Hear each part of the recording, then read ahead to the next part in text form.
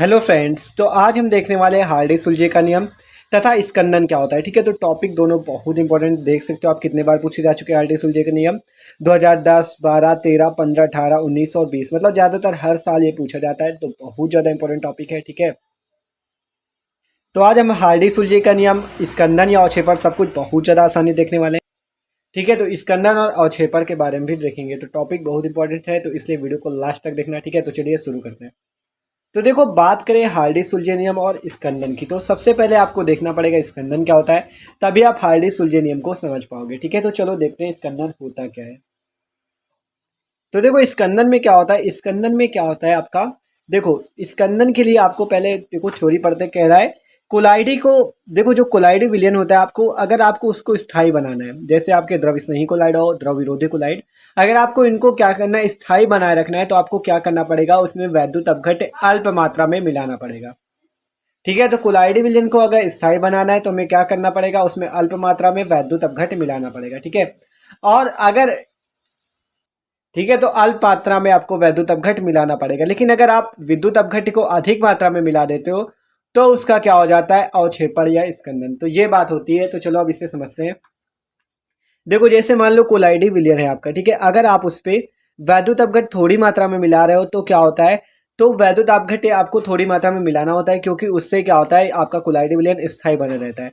लेकिन अगर आप वैद्युत अपघट्य को ज़्यादा मात्रा में मिला दो तो क्या हो जाता है, देखो अगर देखो आपको पता है कोलाइडी विलयन है तो उसमें क्या होगा, कोई ना कोई आवेश होगा। ठीक है, वो प्लस या माइनस कुछ भी हो सकता है। ठीक है, कोई ना कोई आवेश होगा उस पर।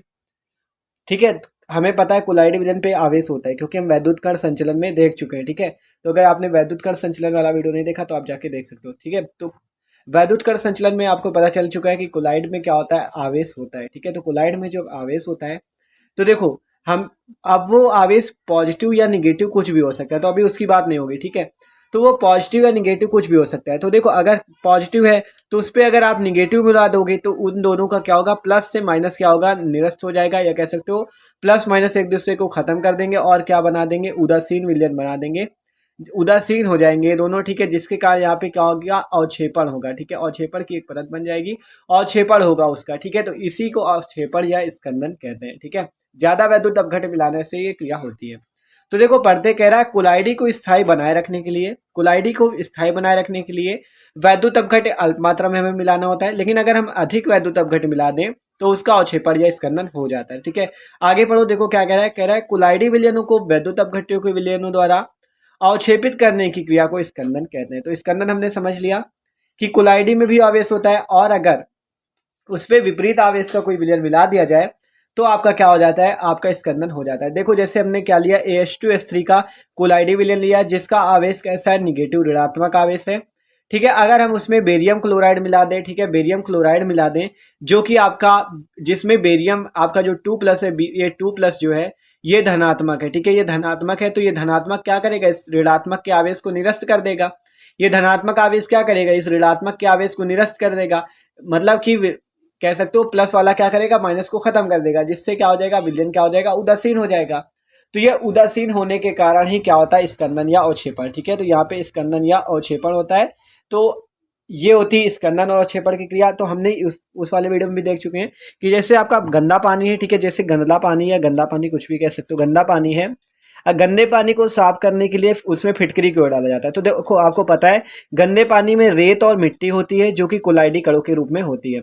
तो उसमें जब फिटकरी मिलाते हैं K2SO4 Al2SO4 का होल थ्राइज इंटू 24H2O, ठीक है, तो ये जब मिलाते हैं हम, तो इसमें जो ये आपका K+ आयन होता है, ये क्या करता है, K+ आयन जो होता है ये पॉजिटिव होता है और कोलाइडी कण निगेटिव होते हैं।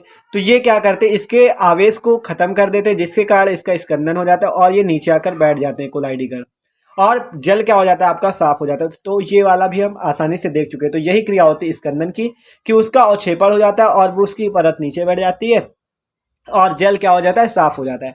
तो देखो, आपको करना क्या है, आपको अगर धनात्मक आवेश के कोलाइडी है तो आपको ऋणात्मक वाला मिलाना है, अगर ऋणात्मक के तो धनात्मक वाला। जैसे इसमें AH2S3 ऋणात्मक आवेश का था, हमने इसमें बेरियम क्लोराइड मिला दिया जो कि धनात्मक आवेश का, उसने क्या किया, उसके विलयन को उदासीन कर दिया, अर्थात क्या कर दिया, उसका स्कंदन या अवक्षेपण हो गया। ठीक है, तो ये बात थी स्कंदन या अवक्षेपण की। एग्जाम्पल से आसानी से समझ चुके हम लोग।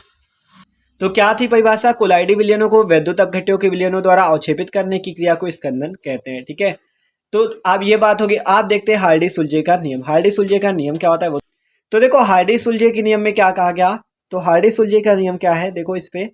तो हार्डी सुलजे के नियम में क्या कहा गया आपसे, कहा गया अधिक मात्रा में वैद्युत अपघट्य मिलाकर किसी कोलाइडी विलयन की स्कंदन अवक्षेपण क्रिया के लिए हार्डी सुलजे सुलजे हार्डी सुलजे ने दो नियम दिए, जिन्हें हार्डी सुलजे के नियम कहते हैं। मतलब कि आपकी जो स्कंदन क्रिया है, इसी के उसमें आप हार्डी सुलजे ने क्या किया, दो नियम प्रतिपादित किए, जिन्हें हार्डी सुलजे के नियम कहते हैं। ठीक है, तो आप देखते हैं ये दोनों नियम कौन कौन से हैं। तो देखो क्या कह रहा है, किसी सॉल का स्कंदन मतलब किसी कोलाइडी विलयन का स्कंदन करने में वह आयन प्रभावी होता है जिसके आवेश का चिन्ह कोलाइडी कणों के आवेश के चिन्ह के विपरीत होता है।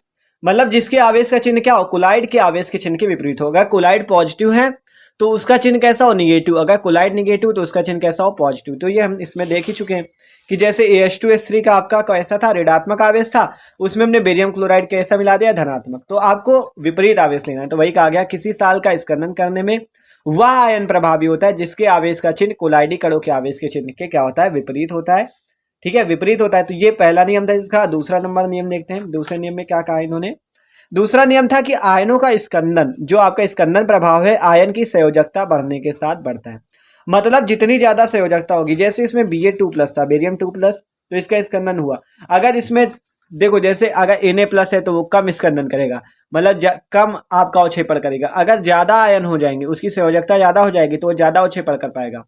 और ज्यादा जितनी देखो 2+, 3+, जितनी ज्यादा होती जाएगी वो क्या करता जाएगा, उतना ज्यादा उसका स्कंदन प्रभाव बढ़ेगा। तो ये हार्डी सुलजे का दूसरा नियम कि आयनों का स्कंदन प्रभाव आयन की संयोजकता बढ़ने के साथ बढ़ता है। ठीक है, ठीक है। तो आयनों का स्कंदन प्रभाव क्या होता है, आयन की संयोजकता अगर आप बढ़ाओगे, जैसे जैसे आप संयोजकता बढ़ाते जाओगे, 1 2 3 जैसे जैसे बढ़ाते जाओगे, उसका स्कंदन बढ़ता जाएगा। ठीक है, उसका स्कंदन बढ़ता जाएगा। तो ये दूसरा नियम है।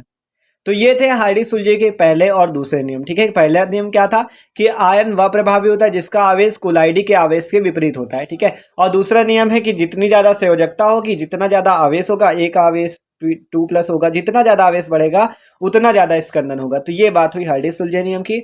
और हमने कोलाइड मतलब स्कंदन को भी बहुत आसानी से समझ लिया। ठीक है, कि ज्यादा वैद्युत अपघट्य मिला दोगे तो उसका स्कंदन हो जाता है। ठीक है, और इस जल वाले वीडियो में भी हम देख चुके हैं गंदे पानी को साफ कैसे किया जाता है, फिटकरी मिलाकर। ठीक है, तो वाला वीडियो भी आप जाके देख सकते हो। तो भाई अगर वीडियो अच्छा लगा तो प्लीज वीडियो को लाइक जरूर कर दीजिएगा। Okay, thanks for watching this video.